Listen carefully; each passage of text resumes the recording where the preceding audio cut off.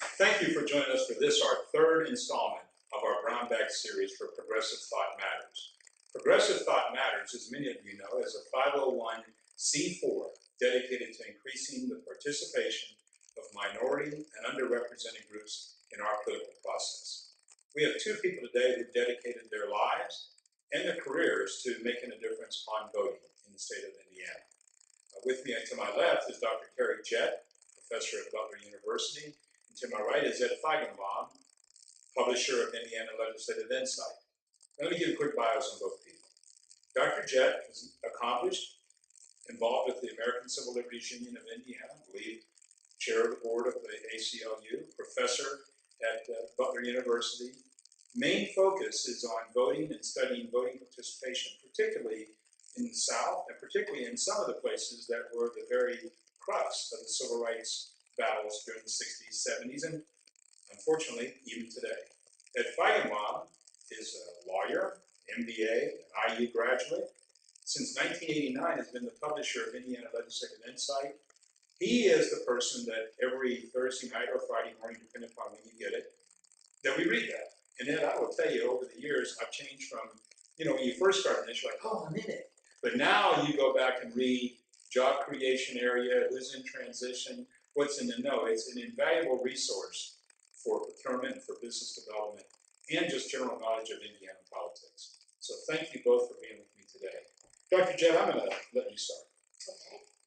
You write from time to time in other publications that we've read. Yes. You publish your parish every day at Butler University, so you understand what that entails. Right. Give me your overview of the 2016 elections. Well, this election cycle, and we probably say this all the time, but this is one unlike any other that we've seen.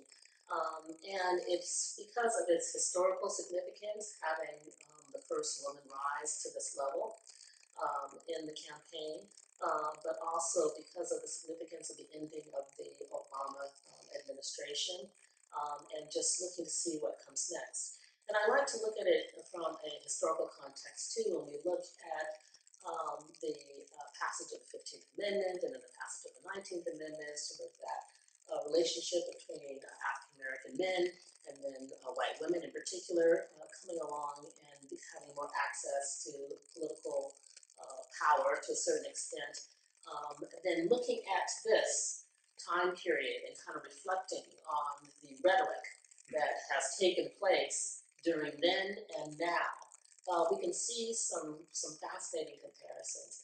I also think that it is a very critical time for everyone in this country to consider where we want to go from here and who is going to lead that passage, but also to focus not just at the national level, but to look also down the ticket, as they say, look at the local level.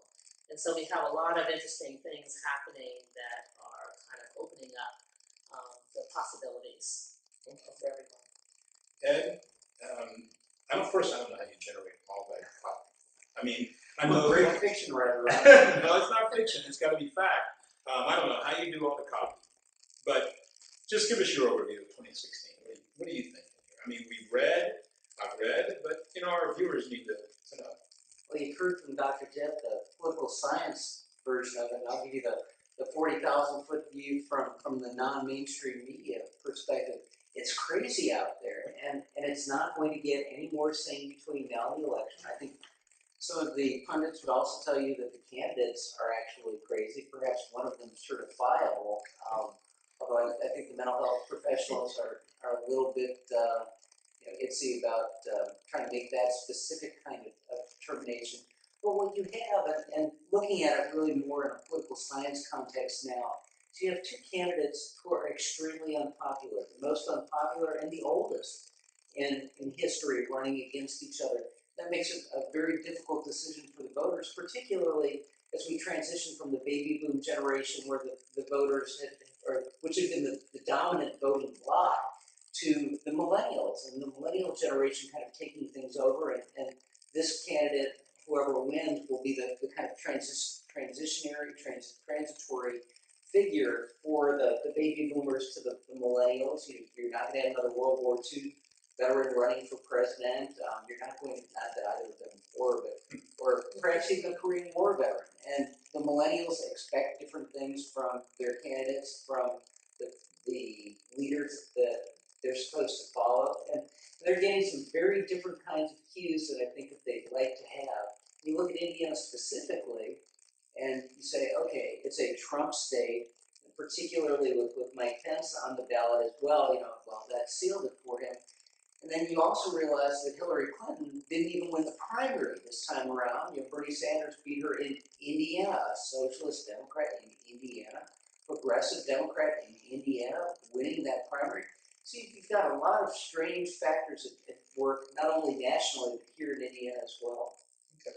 So, Dr. Jett, your expertise is civil rights and understanding that and its impact upon the political process. Right?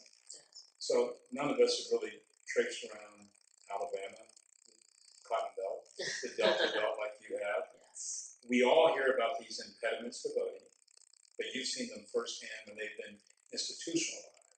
What have you noticed, or tell us a little bit about the South and what was done to make impediments for voting from a realistic standpoint, not from a technical standpoint. You were actually there.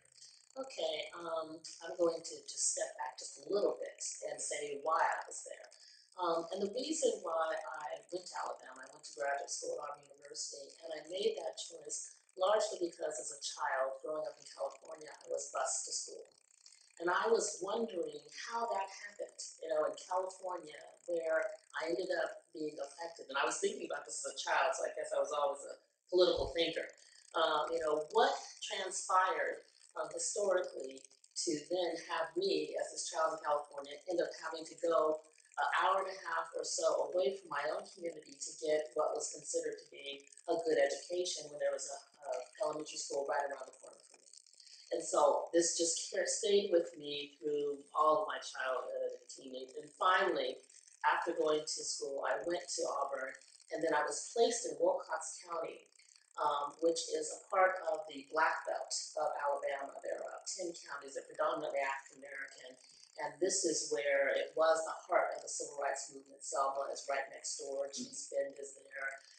And what I witnessed by the time I arrived, which was actually in the late 90s, is that we finally had counties that were being led primarily by African Americans. And so people had fought to really grab a hold of the local vote, to have some control of decisions that are made at the local level, the school board, with tax assessment. A lot of property was lost by African Americans because of the behavior of those to get a hold of the sheriff's office. A lot of very violent things happened to African Americans. And so, and then the impediment that is still there, that was there then, was all based in land holding.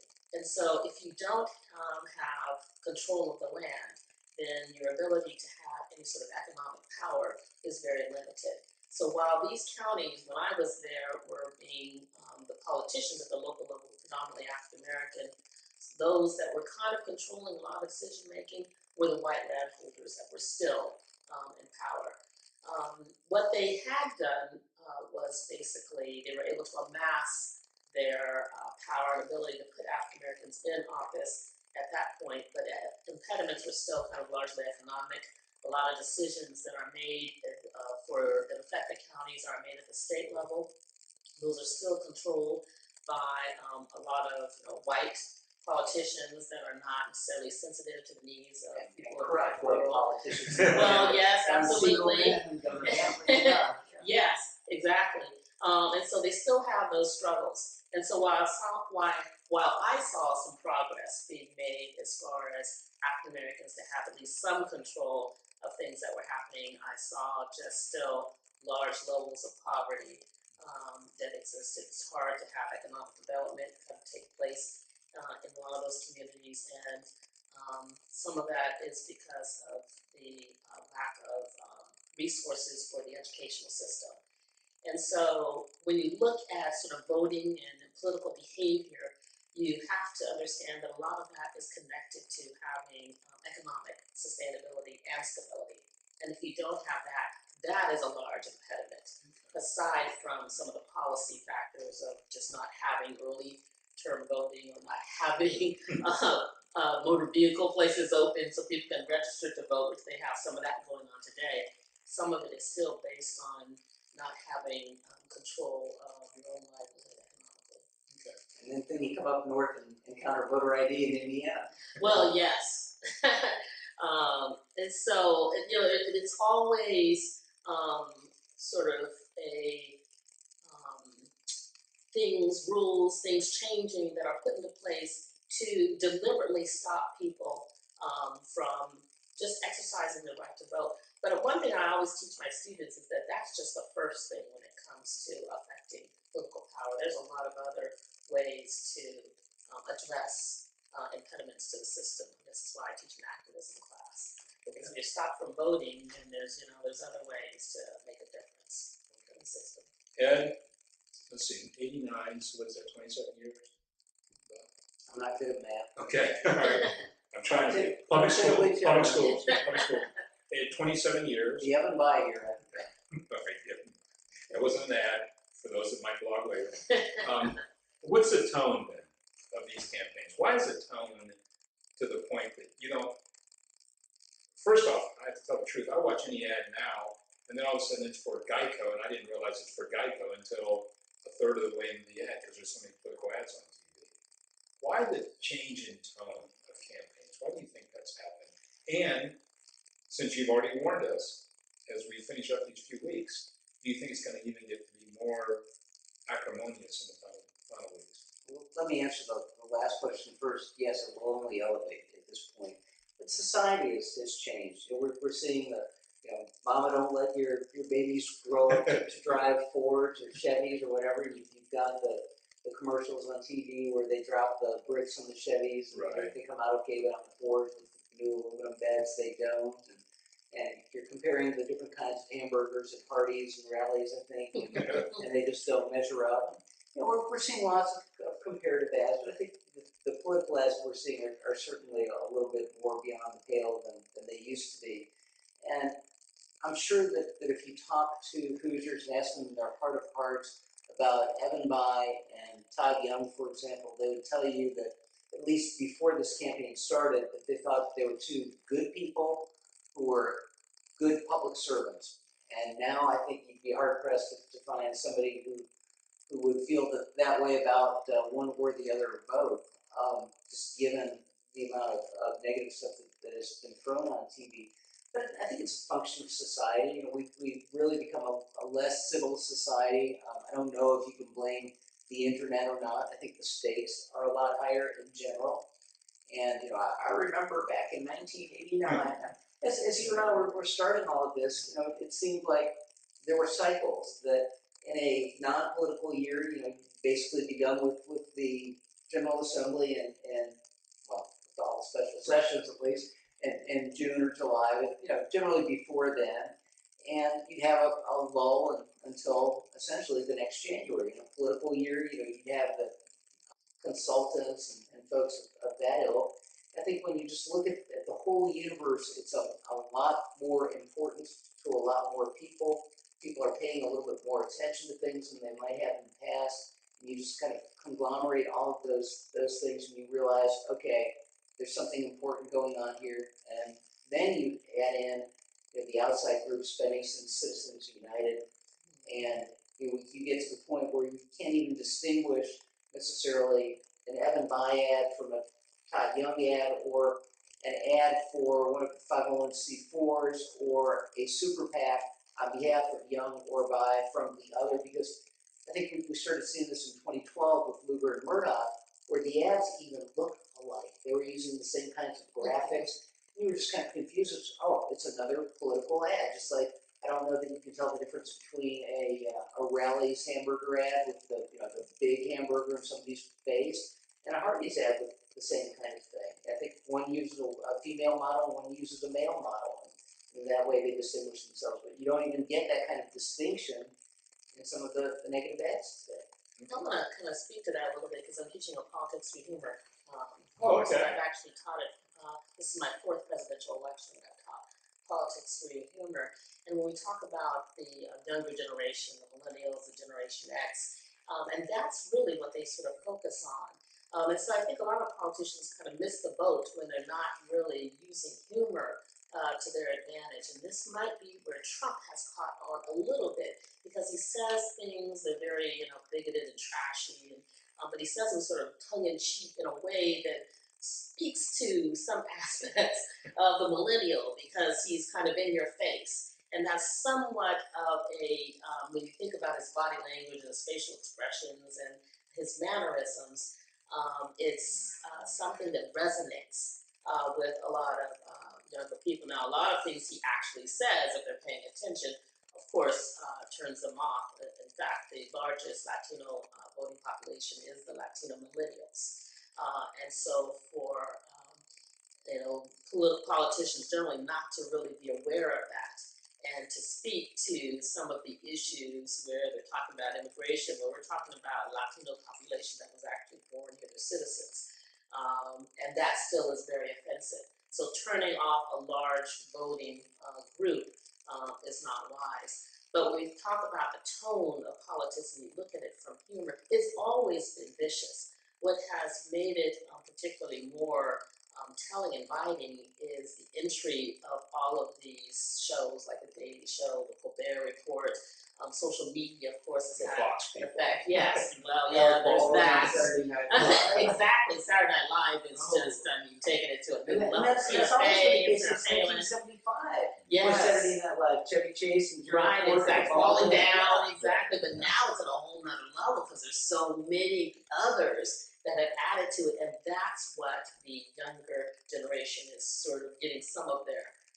political acumen from. So let's Wouldn't be prudent. let's ask this. I'm going to put you all on the spot. Not on who's going to win, so don't worry about that. So don't say anything about us making sure who wins. Here's my question: percentage turnout. What percent turnout do you think we'll have in Indiana for president? What percent?